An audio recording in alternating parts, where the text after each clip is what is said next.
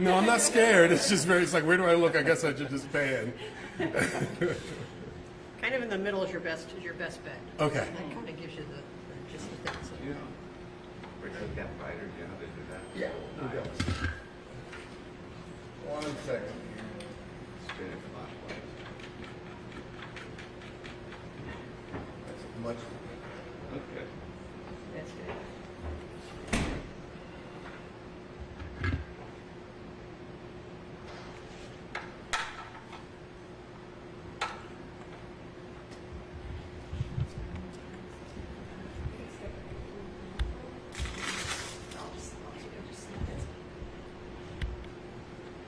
Yeah, I'm good.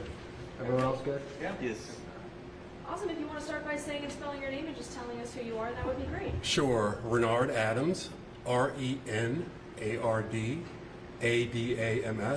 I'm the Chief of Research, Assessment, and Accountability with the district. Can you give us some sense? You know, you guys are saying that we're holding the room, we're waiting for them to show up, but it all goes through a mediator. In other words, my understanding is that the other side has given the dates of the 30th and 31st that they're happy to meet. Are you going to agree to that? We are currently holding the 30th and the 31st as a date for potential mediation, although we would prefer to meet before we got so close to the anticipated strike date. Explain also in terms of preparation for kids. A lot of people think this is like the pandemic, where kids will be given materials to bring home, they can work from home.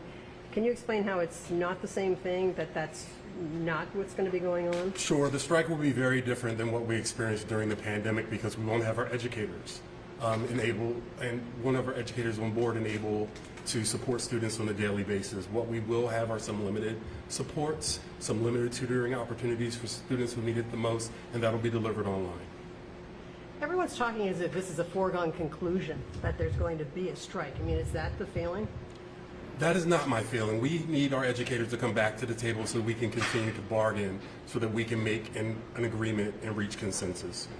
We're wanting to do everything we can at all costs to not have schools close.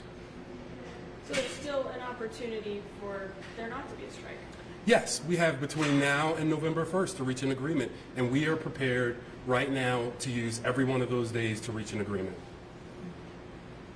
The president of the Portland Association of Teachers earlier this morning said, you know, this decision was made for our students. We want more one-on-one instruction, more special ed teachers, and then also a cost of living for teachers consistent with the cost of living in Portland, a salary consistent with the cost of living. What do you say to that? What was your final offer? And can you just explain why you think that was a reasonable offer? Sure. So a few things I'd like to say. One, we would like to give our teachers the world, but we live within a fixed resource allocation that comes from the state. And what we're talking about is a fundamental underfunding of the quality education model. Our teachers have received cost of living increases the last 3 years, and our proposal that's on the table would offer them 4.5%. That funding would take our average teacher salary over $87,000 a year. It would, by the end of the contract, ensure that 60% of the teachers made $90,000 or more, and that 40% of them made $100,000 or more. We think our offer is fair given the constraints of our resources. I would give our teachers the world if we had unlimited resources, but we don't. We don't have an imagination problem. We have a budget problem. We have a math problem. We are not sitting on $100 million. We are spending that money down this year to balance our budget. The union president also said that the administration is top heavy and more money is going to them rather than to the teachers. I mean, what's your response to that? According to the ODE, thank you for the question. According to the ODE data, we spend 90% of our money in schools and 5% of our money in central administration. There simply isn't enough money in central administration to bridge the over $220 million gap between our proposal and the PAT proposal. Have you heard from parents at all? Are they concerned that this could happen? We have certainly heard from parents, and we've heard from some students. We've heard from parents that are rightfully, I believe, are expressing a desire for us to meet all of PAT demands, and we're hearing from parents that are saying we don't want to bankrupt the district. We don't want to sacrifice future student services at the cost of all the PAT proposals. And if this strike happens, it would be the first one in PPS history, correct? That is my understanding, yes. So that's significant. Very significant. How long have you been here for? I've been here for 2 years this month, Okay. and today's my birthday. Oh, happy birthday. This is a lot for you, you know, early on in your time here. You know, if this strike were to happen, I mean, do you think that this has anything to do with the cost of inflation overall in our country nationwide? Well, I think that's a big factor, right? We've also, as a district, suffered from inflation. Our revenue has gone up from the state at a clip of 9%. Inflation has been at 18% over the course of the last several years. So we understand that too, and we're also dealing with higher transportation costs, higher gas costs. We're competing with people like Amazon and UPS for drivers. It's put a strain on everyone. If there's a message you want to convey to teachers right now, what would it be? I would say I was a special educator, and I understand and know that the work you do each and every day is hard, and I value that. We need you at the table. We don't want to close schools and harm our students further. What would you say to families who find themselves kind of just in a limbo right now, wondering if they are going to have to make accommodations for their kids, but they're just not really sure what's going on? What I would ask those families are to stay tuned to our website. We created a family resource website, pps.net/strike resources, and we'll keep that website updated with the latest. We want to avoid a school closure at all costs, and we need PAT to be at the table so we can do that. We know we will reach an agreement.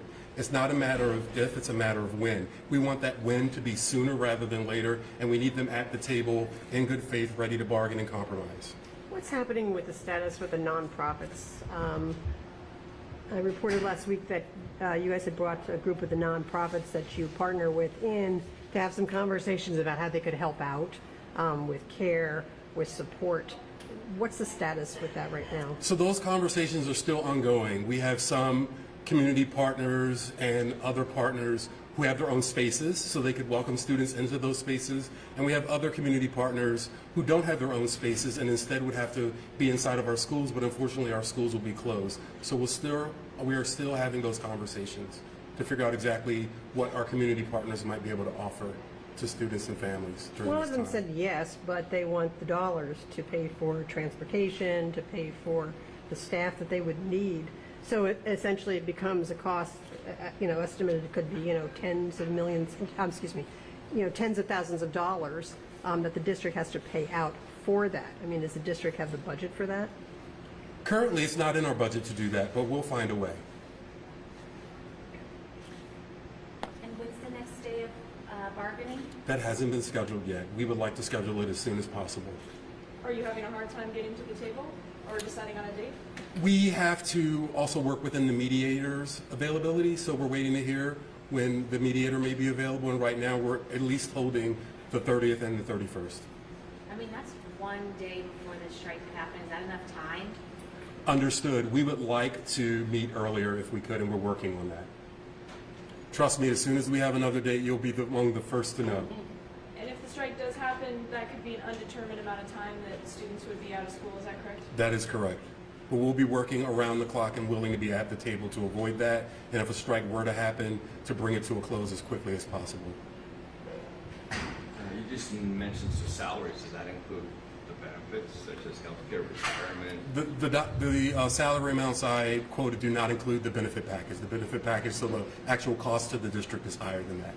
Do you want to talk about the benefit package? What does that include? We haven't been bargaining over benefits, so teachers have a healthy benefit package, and that will remain. That hasn't been a subject of bargaining. Can you share with us today, right now, what that benefit package is? I don't know it well enough because I'm not the chief of HR. I'm sorry about that. I don't have that.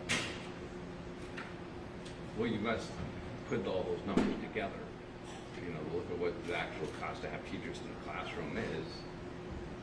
Is there a number that represents the? Sure. When we typically, for the current year, are budgeting, on average for FTE, we budget about $133,000 For a full-time, for a full-time teacher, yes. that includes the benefits and the Yes. retirement and healthcare. Mm-hmm. And that's the average for every teacher, or is that the high level? That's the average that we budget for. So somebody, when you mentioned 100,000, that could be more than the 133,000 you just mentioned? Possibly.